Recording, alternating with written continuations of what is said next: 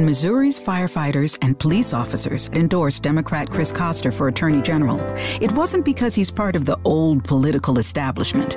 He's not. Or because he spent his career in Jefferson City. He hasn't. It's because Chris Koster's the only Democrat for Attorney General who's actually stood in a courtroom and spoken for victims. The only candidate who's prosecuted sexual predators and violent criminals. Chris Koster. All prosecutor, no politics. Just when you thought it was safe to watch TV or listen to the radio, Meg Whitman's back, falsely attacking Jerry Brown. But all the money in the world can't change the facts. As governor, Brown sold off the state's jet and limousine. He refused to live in the governor's mansion, paying his own rent instead. Time magazine said Brown honored his pledge to hold the line on taxes. Even as he built up the largest budget surplus in California history. Long before it was popular, Brown took on big oil to expand renewable energy and bring in good-paying jobs. As Attorney General, Brown cracked down on mortgage fraud. He protected consumers from credit card companies and went after nursing home operators who abuse seniors. It's easy to talk about balancing the budget or fighting for working people. But only one candidate has done it before. Jerry Brown will get California back on track. I grew up in Ashtabula, the first in my family to go to college after I graduated from Ashtabula High. Sherrod Brown's wife, Connie Schultz. My father worked in maintenance for 36 years at the Cleveland Electric Illuminating Company. My mother was a nurse's aide. Both my parents died too young, and I've always believed they wore their bodies out so that their 4 kids would never have to. Why am I telling you this? Because my husband is Sherrod Brown, and he spent his entire career fighting for people like my mom and dad. Sherrod is so committed to protecting American jobs that he stood up to the president of his own party to oppose NAFTA and other job-killing trade deals. He's fought to raise the minimum wage, and he's taken on the drug companies and HMOs to lower health costs. I know he'll be a senator who puts the middle class first. I'm Sherrod Brown, candidate for the United States Senate, and I definitely approve this message. Paid for by friends of Sherrod Brown. My name is George Fairfax.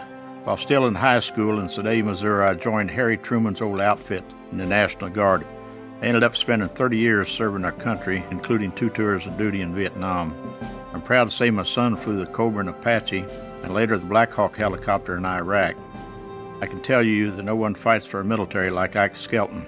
When Ike found out they were trying to mess with the TRICARE, our military health care benefits, Ike stepped in and made sure that millions of active duty military and veterans got the care they deserve. As chairman of the Armed Services Committee, when Ike talks, folks listen. There's no substitute for that. Ike Skelton. He's the voice for millions of Americans on active duty and veterans who have served their country. That's why so many military families are standing up for Ike Skelton. For years, Ike stood up for us. We need him back in Congress. I'm Ike Skelton, and I approve this message. Welcome to the spring meeting of the Maryland Lobbyist Association.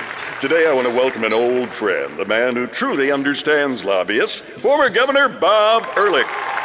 Bob's door has always been open to us. Now he's working for a big North Carolina lobbying firm. And frankly, they build a list of clients we can all be jealous of. There's the big tobacco company sued by Maryland for marketing to minors, an oil company, and Wall Street banks. Bob's firm even helps corporations outsource American jobs to China. Oh, he was a governor corporate lobbyist could count on.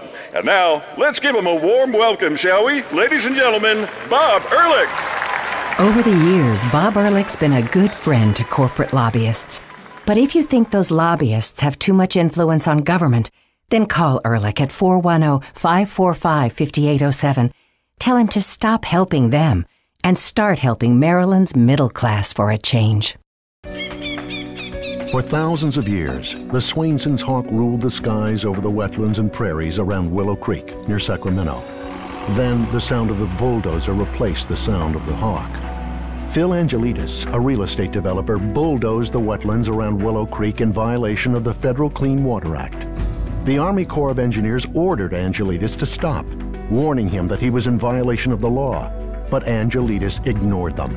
Angelides' violations were so bad, the Environmental Protection Agency stepped in and issued a cease and desist order, threatening Angelides with civil and criminal penalties. I'm Judith Lamar, founder of the Friends of the Swainson's Hawk. I'm not an actor and I'm not being paid. As a developer, Phil Angelides violated the Clean Water Act and destroyed wetlands. He is no friend of the environment. If the environment is important to you, you should study Angelides' record as a developer, especially his disrespect for the environment and endangered species. I have 4 kids. A 17-year-old son. I'm a grandmother of 10 children. I worry about their education. Violence is everywhere. We need to do something before kids get involved in gangs. Mark Ridley Thomas understands the problem. He was a teacher. He's working for fair funding for our schools. This is not a game to him. This is not just some job to him. He's working to crack down on gangs. Mark Ridley Thomas worked to expand after-school programs. To keep our kids out of gangs. He put health centers in our schools. Mark will roll up his sleeves and get out in the community and do the hard work. My name is Mary Lee. James Harris. Alma Holland. Al Thompson. Charles Butler. On June 3rd. I'm voting for Mark Ridley Thomas. Mark Ridley Thomas. Mark Ridley Thomas. For LA County Supervisor. They don't give much campaign cash to politicians and can't afford to hire lobbyists.